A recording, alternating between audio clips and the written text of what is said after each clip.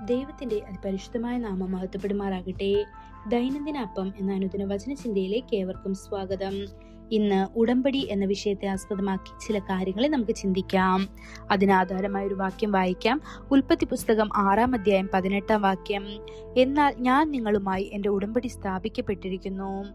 തിരുവെഴുത്തുകളിലുടനീളം ഉടമ്പടികളെ കുറിച്ചുള്ള നിരവധി പരാമർശങ്ങൾ നാം കാണുന്നു.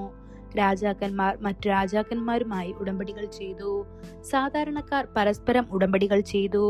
എല്ലാത്തിനുമുപരി ദൈവം തന്റെ ജനവുമായി ഉടമ്പടി ചെയ്യുന്നു. വെള്ളപ്പൊക്കം അവസാനിച്ചതിന് ശേഷം നോഹയും കുടുംബവും പെട്ടകത്തിൽ നിന്ന് പുറത്തു വന്നപ്പോൾ കർത്താവ് അവരെ സ്നേഹപൂർവ്വം നോക്കി പറഞ്ഞു, ഞാൻ നിങ്ങളോടും നിങ്ങളുടെ പിൻഗാമികളോടും നിങ്ങളോടൊപ്പമുള്ള എല്ലാ ജീവജാലങ്ങളോടും ഭൂമിയിലെ എല്ലാ മൃഗങ്ങളോടും എൻ്റെ ഉടമ്പടി സ്ഥാപിക്കുന്നു എന്ന്. ഇത് ഉൽപ്പത്തി പുസ്തകം 9-ാം അധ്യായം 9-10 വാക്യങ്ങളിൽ കാണപ്പെടുന്നു. ഈ ഉടമ്പടിയുടെ അടയാളമായി ദൈവം മനോഹരമായ മഴവില്ല് ആകാശത്ത് സ്ഥാപിച്ചു. അവൻ പറഞ്ഞു, ഞാൻ എൻ്റെ മഴവില്ല് മേഘത്തിൽ വയ്ക്കുന്നു. അത് എനിക്കും ഭൂമിക്കും ഇടയിലുള്ള നിയമത്തിന്റെ അടയാളമായിരിക്കും. ഞാൻ എൻ്റെ ഉടമ്പടി ഓർക്കും. വെള്ളം ഇനി ഒരു സകല ജഡത്തെയും നശിപ്പിക്കാൻ ഒരു വെള്ളപ്പൊക്കമായി മാറുകയില്ല. ഇത് ഉൽപ്പത്തി പുസ്തകം 9-ാം അധ്യായം 13 മുതൽ 15 വരെയുള്ള വാക്യങ്ങളിൽ കാണപ്പെടുന്നു. നമ്മുടെ കർത്താവ് ഉടമ്പടിയുടെ ദൈവമാണ്. അവൻ സ്ഥാപിച്ചത് ഒരിക്കലും ലംഘിക്കരുത്.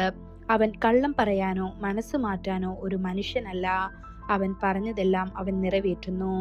നോഹയുമായി ഒരു ഉടമ്പടി ചെയ്ത അതേ കർത്താവ് ഇപ്പോൾ നാമുമായി ഒരു ഉടമ്പടി ചെയ്യുന്നു. ഞാൻ അവരുമായി ഒരു സമാധാന ഉടമ്പടി ചെയ്യും. അത് അവരുടെ ഒരു നിത്യ ഉടമ്പടി ആയിരിക്കും എന്ന് യെഹെസ്കേൽ 37-ാം അധ്യായം 26-ാം വാക്യത്തിൽ കാണപ്പെടുന്നു. പ്രിയപ്പെട്ട ദൈവമക്കളെ, തന്റെ സമാധാന ഉടമ്പടി പ്രകാരം കർത്താവ് തീർച്ചയായും നിങ്ങളുടെ ജീവിതത്തെ തന്റെ സമാധാനം കൊണ്ട് നിറയ്ക്കും. അവൻ സമാധാന പ്രഭുവാണെന്ന് യെശയ്യാവ് 9-ാം അധ്യായം 6-ാം വാക്യത്തിലും അവൻ സമാധാനത്തിന്റെ ദൈവമാണെന്ന് റോമർ 16-ാം അധ്യായം 20-ാം വാക്യത്തിലും അവൻ നമ്മുടെ സമാധാനമായിരിക്കുമെന്ന് മീഖ 5-ാം അധ്യായം 5-ാം വാക്യത്തിലും കാണപ്പെടുന്നു.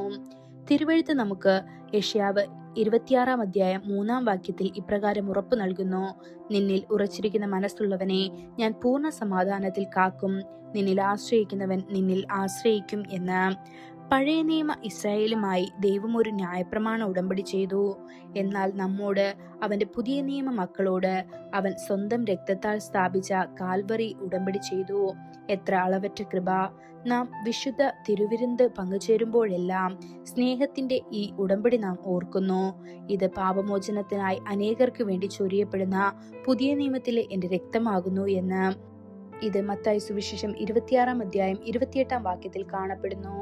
ഒരു മഴവില്ല് നോക്കുമ്പോഴെല്ലാം തന്റെ ഉടമ്പടിയോട് വിശ്വസ്തത പുലർത്തുന്ന ദൈവത്തെ സ്തുതിക്കാൻ നമ്മുടെ ഹൃദയങ്ങൾ ഉത്തേജിതരാകുന്നു. ഈ വചനങ്ങളാൽ ദൈവം നമ്മെ ഓരോരുത്തരെയും അനുഗ്രഹിക്കുമാറാകട്ടെ. കൂടുതൽ ധ്യാനത്തിനുള്ള വാക്യം ഫിലിപ്പിയർ 4-ാം അധ്യായം 7-ാം വാക്യം.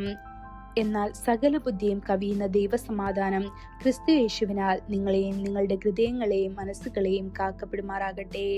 ഇന്നത്തെ ബൈബിൾ വായന രാവിലെ ഉൽപ്പത്തി പുസ്തകം 18-19 അധ്യായങ്ങൾ, വൈകുന്നേരം മത്തായി സുവിശേഷം 6-ാം അധ്യായം 1 മുതൽ 18 വരെയുള്ള വാക്യങ്ങൾ. ആമേൻ.